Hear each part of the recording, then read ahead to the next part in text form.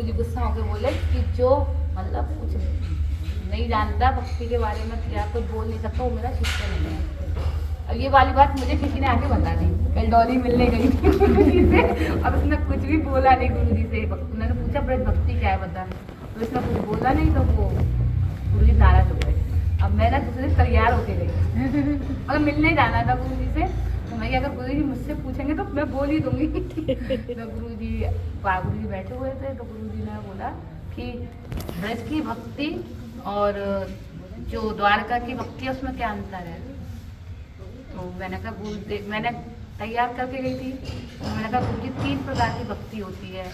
3 प्रकार की भक्ति है, जैसे जो मथुरा वाली है उनकी साधारणी रहती है, और जो द्वारिका है उनकी सामंजस्य रहती है, और जो ब्रज की गोपियाँ उनकी समर्था रहती है। ये तो मैं रट के गई थी।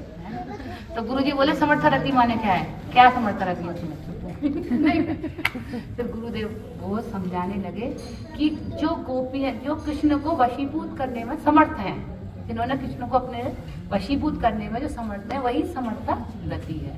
फिर गुरुदेव बहुत सारी कथाएं कहने लगे उस समय कि एक बार एक छोटा सा हिरण का बच्चा घास चढ़ रहा था। तो घास चढ़ते चढ़ते और वो उसके मुख में एक तिनका होता है ना, घास में तिनके होते हैं, वो लग गया है यहाँ, उसके थोड़ा सा खून बाहर आया। तो राधा रानी के पास गोदी में उठा के राधा रानी उस पर क्या कर रही है, उसको प्यार से अपने हाथ से सना रही है, और उस पर क्या लगा रही है, उस पर दवाई लगा रही है, मल्लम लगा रही है। तो बोले हमें उन राधा रानी का भजन करना है, हमें कृष्ण का भजन नहीं करना है। तो वो राधा रानी इतनी दयालु है, उनका भजन करना है, ऐसा गुरुजी ने उसने कहा। तो बहुत सारी गुरुजी की बहुत सारी ऐसी छोटी छोटी सी बात है जिनमें गुरुजी अपनी लीला प्रकाशित करते थे। एक बार की बात है मठ में कि हम लोग, हमारा ग्रुप था, हमारे ग्रुप में एक लड़की थी छोटी छोटी, जैसे ऐसे होगी 6-7 साल की।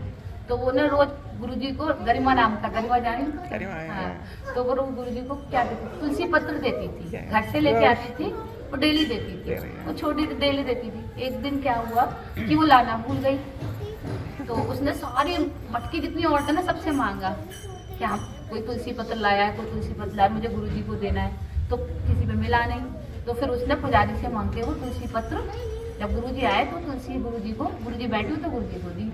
तो सारी औरतें मथुरा की बोली गुरुजी ये ना सबके पास गई आज मांगने के लिए तुलसी पत्र आपको देने के लिए। तो गुरुजी का हृदय ना पिघल गया। उन्होंने क्या किया, उस तुलसी को लिया, ऐसे अपने होठ से लगाया गुरुजी ने ऐसे करके, और उसे दे दिया। और वो जैसे ही उसने उस तुलसी पत्र उठा, रोने लगी, इतना रोए कि हम सब कहीं चुप हो जाए, चुप नहीं हो।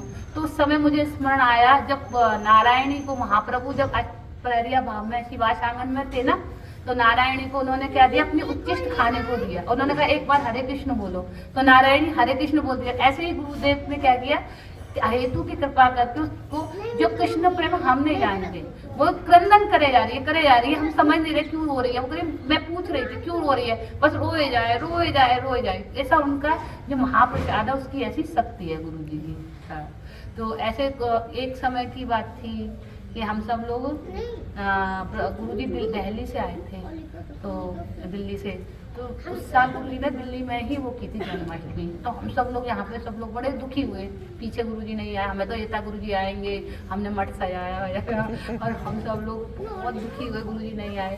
तो जब गुरुजी नंद उत्सव के दूसरे दिन आए, तो गुरुजी हम सब लोग बैठे थे, गुरुजी हमसे बोले कि कुछ कीर्तन करो।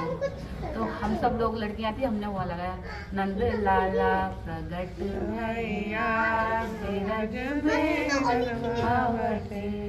तो उसमें एक वो है कड़ी, 100 मन दूध की खीर बनाओ जाने मेवा डराओ, 100 ब्राह्मण जी माओ विरज में लड़वा। तो गुरुदेव ने जब सुनने के बाद गुरुजी कहने लगे कि जो यहाँ पे जो भाव है वो कहीं नहीं है, मतलब उनका कहना था कि ब्रज में जो भाव है कीर्तनों में, और ब्रज में जो भाव है वो कहीं भी नहीं है। तो गुरुजी बोले मुझसे, तूने 100 मन दूध की खीर देखी है? तो गुरुजी उस समय उसी भाव में थे, उस जो भाव उस कीर्तन में जो जैसे वो सब दर्शन कर रहे हैं, उनका इससे प्रमाणित होता है सारा कुछ। तो ऐसे ही एक ऐसे आने ये कौन है को लीला याद हो गई होंगी कुछ।